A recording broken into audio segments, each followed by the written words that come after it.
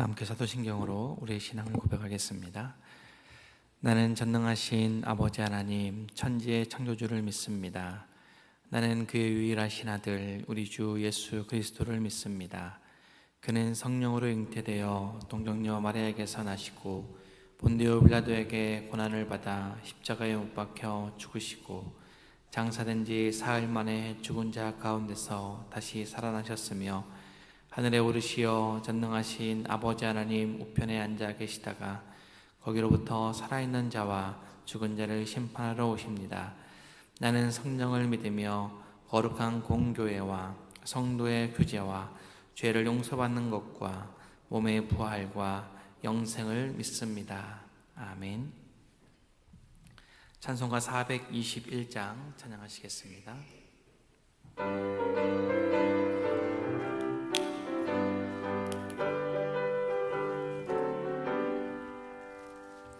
내가 예수 믿고서 죄 사함 받아 나의 모든 것 다 변했네. 지금 내가 가는 길 천국길이요 주의 피로 내 죄가 씻겼네. 나의 모든 것 변하고 그 피로 구속받았네. 하나님은 나의 구원 되시오니 내게 정죄함 없겠네. 주님 맑은 빛 되사 어둠에 치니 나의 모든 것 다 변했네. 지금 내가 주 앞에 온전케 됨은 주의 공로를 의지함일세. 나의 모든 것 변하고 그 피로 구속받았네. 하나님은 나의 구원 되시오니 내게 정죄함 없겠네. 내게 성령 임하고 그 크신 사랑 나의 맘에 가득 채우며 모든 공포 내게서 물리치시니 내 맘 항상 주 안에 있겠네. 나의 모든 것 변하고 그 피로 구속받았네. 하나님은 나의 구원 되시오니 내게 정죄함 없겠네. 아멘. 사랑의 하나님, 오늘도 주님의 은혜 가운데 새로운 날을 창조하여 주시고 저희로 새로운 삶을 살아가게 하시니 감사를 드립니다. 주님 주신 삶임을 더욱 확신함으로 어제보다 더 감사하게 하시고 어제보다 더 사랑하게 하는 귀한 한 날 되게 하여 주시옵소서. 이 시간 이 기도의 순서마다 성령 하나님 함께하여 주심을 확신하오니 주님께서 붙들어 주시옵소서. 예수님의 이름으로 기도합니다. 아멘. 오늘 하나님의 말씀은 로마서 3장입니다. 로마서 3장 21절에서 31절까지 말씀입니다. 신약성경 243쪽에 있습니다. 로마서 3장 21절부터 31절까지 말씀.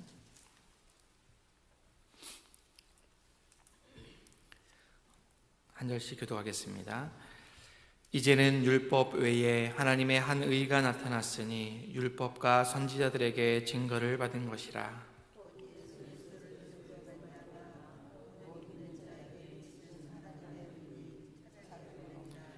모든 사람이 죄를 범하였음에 하나님의 영광에 이르지 못하더니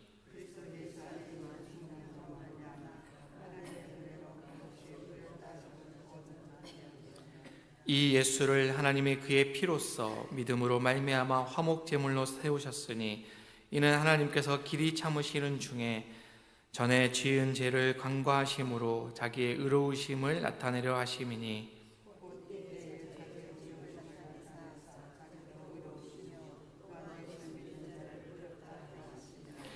그런즉 자랑할 때가 어디냐 있을 수 없느니라. 무슨 법으로냐 행위로냐? 아니라 오직 믿음의 법으로니라.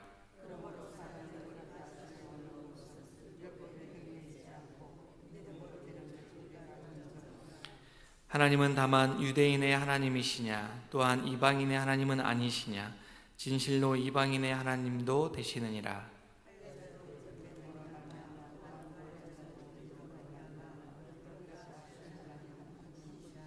함께 읽겠습니다.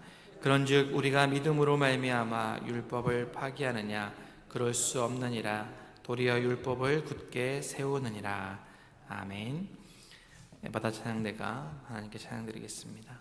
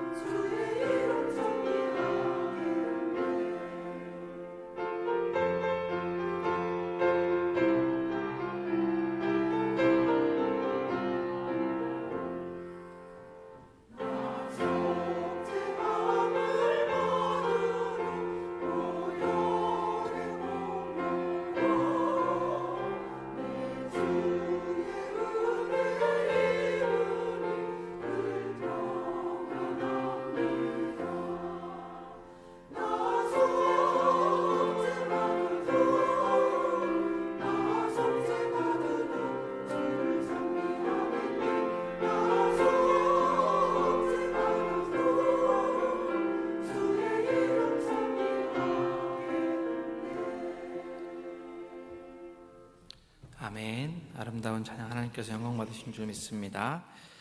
오늘도 변함없이 우리 하나님 우리와 함께 하십니다. 그 하나님과 동행하시는 귀한 한 날 되시기를 바랍니다.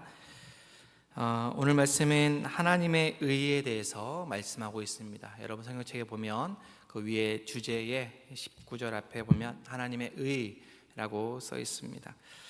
앞서 사도 바울은 1장 16절, 17절에 로마서의 대주제를 선언하였습니다. 너무나 중요한 구절이기 때문에 여러분 다시 한번 펴셔서 줄이 그어져 있지 않으면 잘 표시해 두면 좋겠고요. 세 번역으로 한번 제가 읽겠습니다. 나는 복음을 부끄러워하지 않습니다. 이 복음은 유대 사람을 비롯하여 그리스 사람에게 이르기까지 모든 믿는 사람을 구원하는 하나님의 능력입니다. 하나님의 의가 복음 속에 나타납니다. 이 일은 오로지 믿음에 근거하여 일어납니다. 이것은 성경에 기록된 바 의인은 믿음으로 말미암아 살 것이다 한 것과 같습니다. 아멘. 사도 바울은 처음부터 복음을 위해서 선택을 받았다고 고백하면서 어떻게 하면 이 복음을 효과적으로 전할지에 대해 고민하면서 이 로마서를 써가고 있습니다. 이렇게 써가고 있는 데에 하나님의 의가 복음에 나타났다라고 처음에 대선언을 한 이후에 그 다음에 1장 18절부터 오늘 말씀 바로 앞구절인 3장 20절까지 아주 긴 범위로 내용을 논증을 통해서 모두가 다 죄 가운데 죄 아래에 있다라는 것을 말씀해 주고 있습니다. 이방인뿐만 아니라 유대인, 특별히 율법을 가지고 있는 유대인까지도 스스로 의롭다라고 하는 스스로 생각하고 있는 유대인까지도 결국에 다 죄인임을 논증하고 있습니다. 결과적으로 유대인이나 헬라인이나 누구나 할 것 없이 다 죄인이다 라는 것을 선언합니다. 의인은 하나도 없다라는 거죠. 그 결과가 어떻게 되는가? 오늘 23절의 말씀처럼 모든 사람이 죄를 범하였기 때문에 그래서 사람은 하나님의 영광에 미치지 못한다라고 선언하게 됩니다. 유대인들이 그렇게 자랑하는 율법마저도 사람을 의롭게 하지는 못하고 오히려 죄를 깨닫게 하는 역할을 할 뿐이다라고 말씀해 주고 있습니다. 인간의 능력으로는 어떠한 선을 행한다 할지라도 하나님 앞에서는 의롭다함을 받지 못합니다. 그래서 구원에 이르지 못한다는 것입니다. 세상의 많은 종교는 자신들의 힘으로 구원을 이룰 수 있을 것처럼 생각합니다. 그래서 세상을 등지고 깊은 산속에 들어가서 돌을 닦기도 하고 또 특별한 깨달음을 얻기 위해서 부단히 여러 가지 공부도 하기도 하고 작정하여 노력합니다. 또 도덕적으로 윤리적으로 착하게 살기 위해서 부단히 노력을 합니다. 하지만 그런 곳으로는 자기 자신을 구원하기는커녕 결국에는 하나님의 심판 아래에 처할 수밖에 없는 것이 바로 우리 인간의 참 모습, 연약한 모습입니다. 그러면 어떻게 하라는 것인가? 어떻게 하면 우리가 구원을 받을 수 있는가? 인간의 행함으로 우리의 능력으로는 구원을 받을 만한 다른 길이 없다면 우리 인간은 어떻게 하라는 것인가에 대한 그 질문을 사도 바울은 이렇게 말씀하고 있습니다.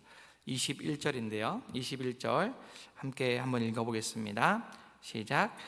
이제는 율법 외에 하나님의 한 의가 나타났으니 율법과 선지자들에게 증거를 받은 것이라. 아멘. 개역개정 성경에는 나와 있지 않지만 다른 번역에서는 21절의 처음 글자가 그러나로 시작을 합니다. 20절에 율법의 행위로 그 앞에 의롭다 하심을 얻을 육체가 없나니 율법으로는 죄를 깨달음이니라 라고 말씀하면서 율법의 역할이 무엇인가에 대해서 말씀하시고 나서 그러나 죄를 깨닫게 하는 역할을 하는 율법이 아니라 그러나 이제는 그것 말고 다른 것 곧 하나님의 한 의가 나타났다라고 선언합니다. 그 방법이라고 하는 것이 여러 개 있는 것이 아니라 여러 방법이 있어서 이것도 해보고 저것도 해볼 수 있는 것이 아니라 마음에 드는 거 하나 골라서 하면 되는 것이 아니라 하나님의 의가 한 의라는 거예요. 하나님의 한 의, 오직 유일한 방법이 있다는 겁니다. 그것이 무엇입니까? 22절에 더 구체적으로 설명해 주고 있습니다. 22절에 한번 읽겠습니다. 곧 예수 그리스도를 믿음으로 말미암아 모든 믿는 자에게 비치는 하나님의 의인이 차별이 없느니라 라고 말씀합니다. 모든 믿는 자에게 비치는 하나님의 의가 바로 예수 그리스도를 믿는 것. 이런 방법을 네 글자로 하면 뭐라고 합니까? 너무 잘 알고 있는 이신칭의라고 하지 않습니까? 예수 그리스도를 믿음으로 말미암아 의롭다고 칭함을 받는 것이 바로 이신칭의입니다. 잘 아시다시피 이 이신칭의를 다시 발견한 사람, 원래 있는 말씀을 다시 발견해서 종교개혁에 불을 지핀 사람이 마르틴 루터이지 않습니까? 루터는 하나님 앞에서 의롭다고 칭함을 받기 위해서 부단히 누구보다 노력했던 사람입니다. 열심히 선행도 해보고 또 노동도 해보고 고행도 해보고 철야기도도 해보고 여러 번 성경을 읽기도 했습니다.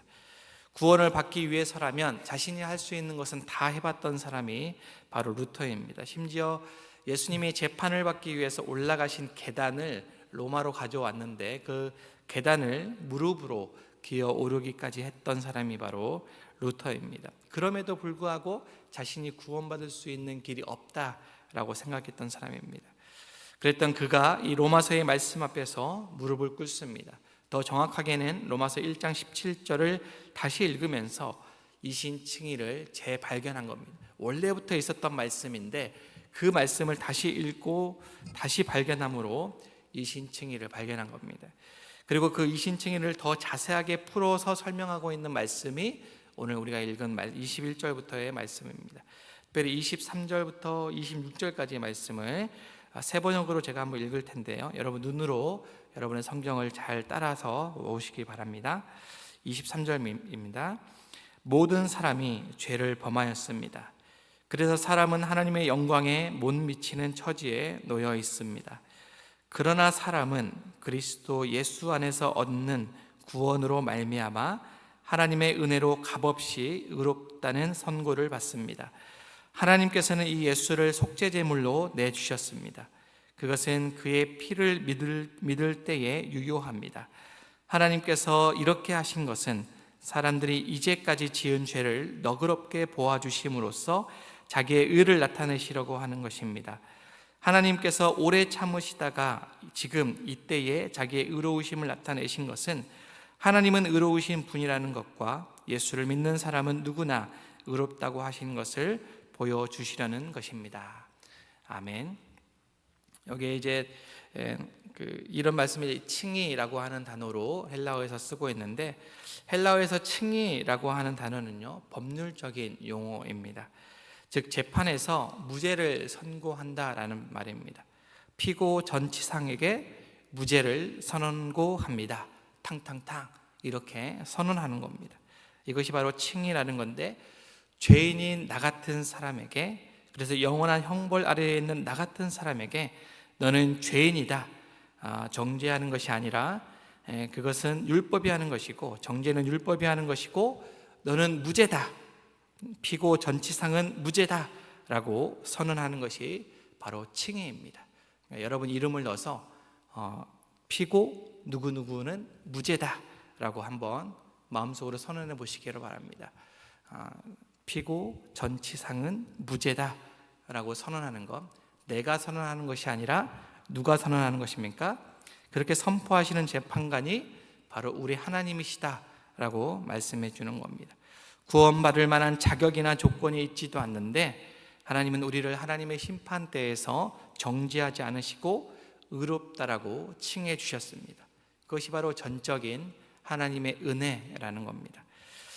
그런데 대가가 있습니다. 그냥 그렇게 칭해 주시는 것이 아니라 대가가, 지불해야 되는 대가가 있는데, 그 대가도 우리에게서 나오는 것이 아니라 하나님에게서 나온 예수 그리스도입니다.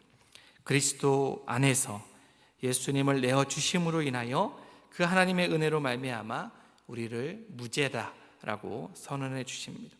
우리가 받아야 할 영원한 형벌을 예수님에게 뒤집어 씌움으로 말미암아, 그분을 속죄 제물로 내어주심으로 말미암아 그렇게 우리를 의롭다라고 여겨주셨습니다.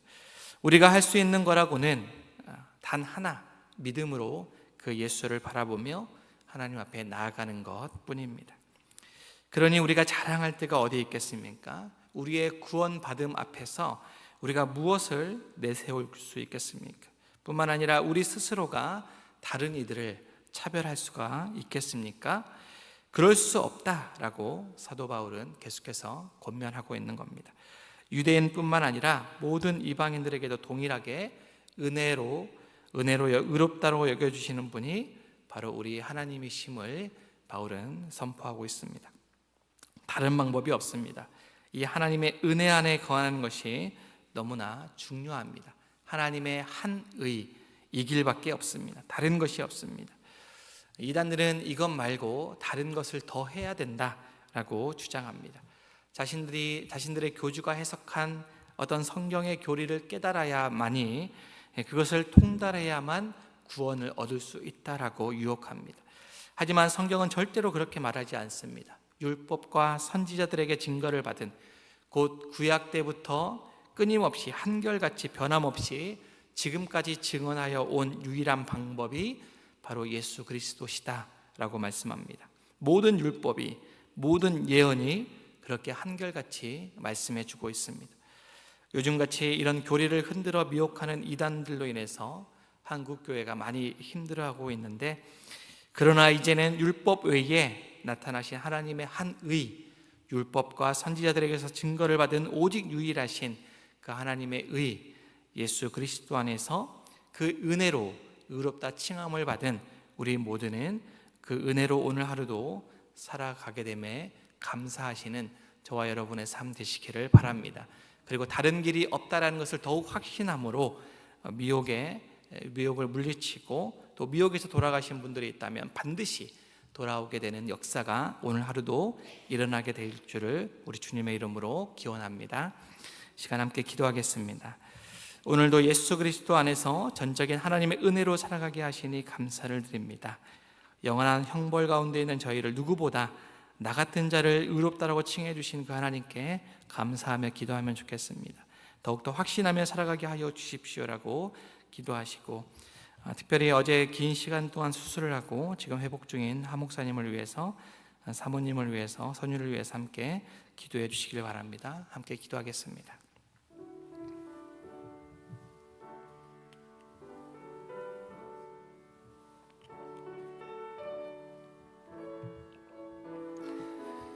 아버지, 너무나 당연한 말씀이지만 새롭게 주신 말씀 앞에 서게 하여 주신 감사합니다. 구원받은 저희가 은혜로 살아가게 하여 주시고 다른 하나님의 예수 그리스도로 살아갈 수 있도록 인도하여 주시옵소서. 믿음으로 의롭다 칭함을 받는 저희가 안에서 살아가게 하여 주시고 구원함을 받는 저희가 될 수 있도록